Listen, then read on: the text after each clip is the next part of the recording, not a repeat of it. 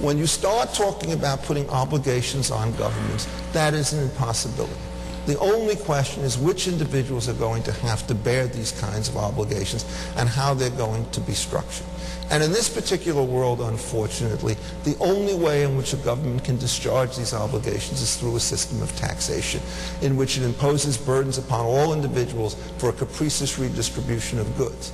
We have, for example, the Massachusetts program, which tries to use a set of mandates and so forth. But of course, this program was initiated in part, so I learned just this afternoon, because there was a large pot of federal money which was going to be used in order to seed it. So essentially, you're trying to run a Massachusetts program on revenues derived elsewhere in the United States. If you try to nationalize the program, it's Peter is going to be stealing from Paul, and Paul is going to be stealing from Peter, so that by the time you're done, you'll have a bloated healthcare sector, you'll neglect other portions of the economy, and things will turn south. None of these things are independent of everything else or anything else.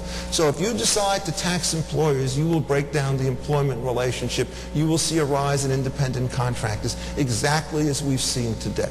And so the basic program I think that one has to have in this system is a question of priorities. So instead of trying to figure out how it is that we care for the chronically sick and ill as a first approximation, try to figure out how it is you could reduce the cost of insurance and market access so that everybody could climb into the system when they're well, and at that particular point gain the coverage for the things that are going to take place for them later in life. And what happens is we will never get the kind of program that we need, that Regina supports and that I support, if we start by talking with fundamental rights to health care.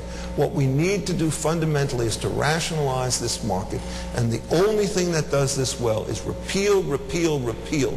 Once you've gotten rid of the dross, it may well be that the problem of taking care of the poor will be less difficult because the private access will be far greater.